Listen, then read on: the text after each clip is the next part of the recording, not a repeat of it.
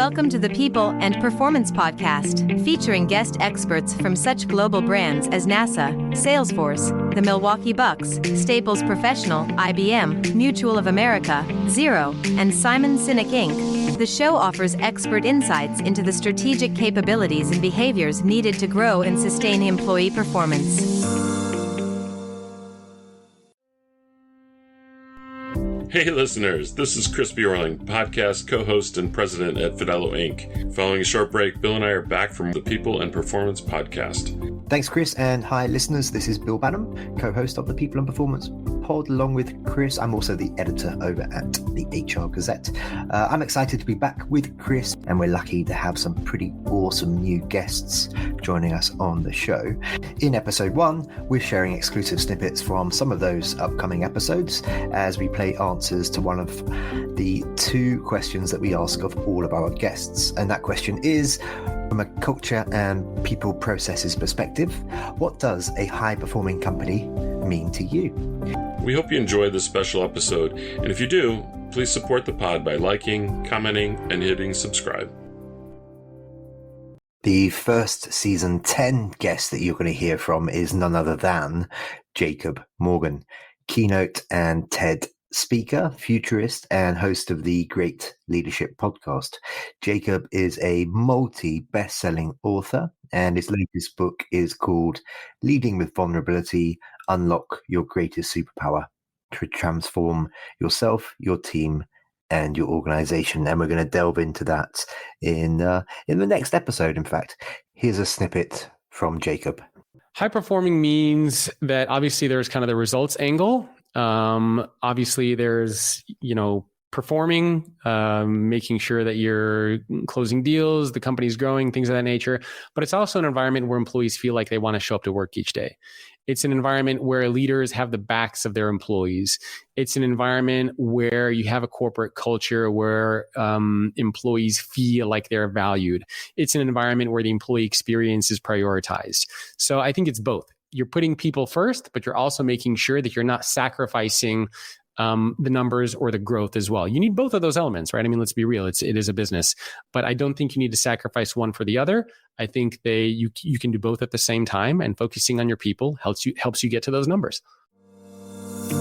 The People and Performance Podcast, supported by Fidello Inc., is dedicated to offering tips and expert insights into the strategic capabilities and behaviors needed to establish, grow, and measure the performance of employees. If you enjoy the show, why not subscribe and give us 5 stars through your favorite podcast app?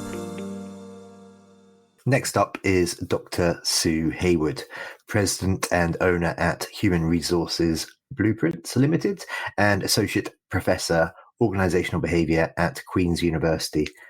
Sue's career includes service with the Canadian Armed Forces and HR roles within healthcare, government, and Fortune 500 companies. She serves on the HRPA Board of Directors, volunteers with Great Dane Rescue, and is the proud mum of a preschooler. I think high performing isn't actually about the outcomes of the company or whether or not the company makes the objectives that they set in their strategic plan. It has a lot more to do with, is it an environment where people are supported to come in and do the best work that they can every day?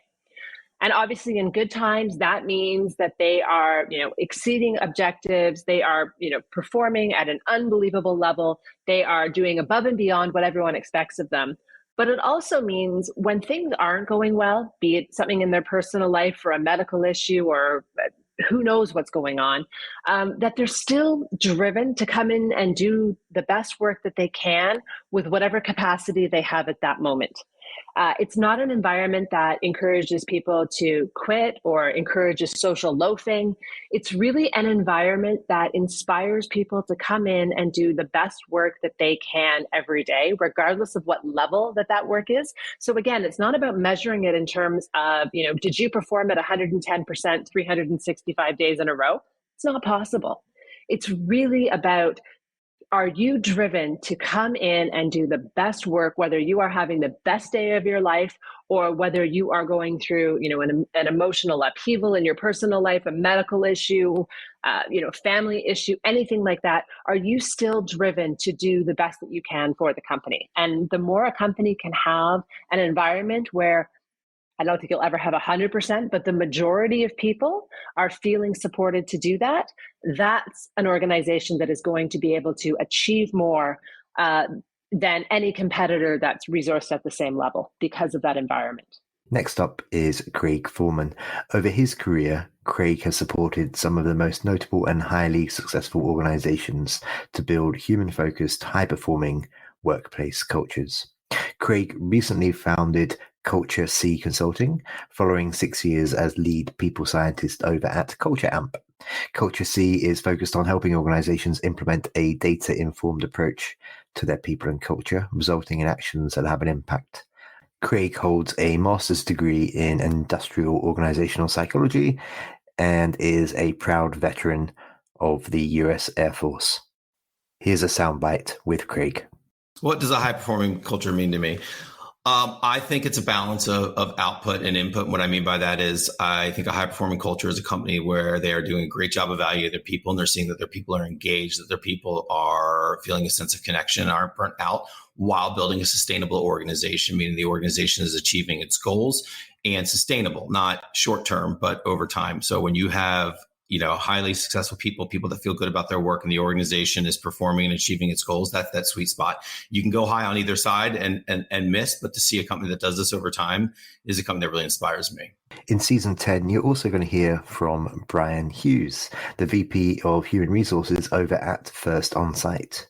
In the episode, Brian discusses leadership development and shares some findings from a recent Canada-wide workplace values survey.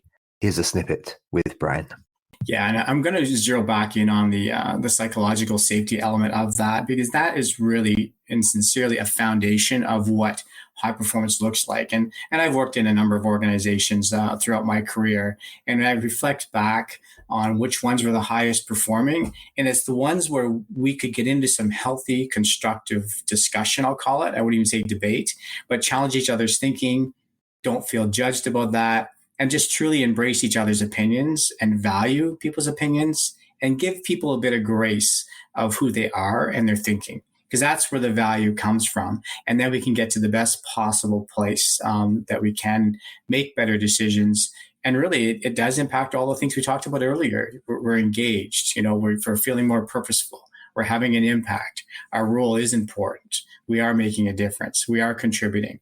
We're just trying to be, it almost goes back to, you want people to behave like real human beings with good intentions and really trying to focus in on a common meaning or a common purpose to really deliver the performance, whatever's in front of you. And that's in any organization. And I flash back to one of the most powerful experiences I had is when we did an offsite with one of the management teams I was part of. And just the level of the facilitators that were actually doing it with us, it was in one of these green fields out in the middle of nowhere. But they said, this is one of the highest performance teams I've ever worked with, to get through the exercises, to get through the mazes, to get through the different challenges that were given.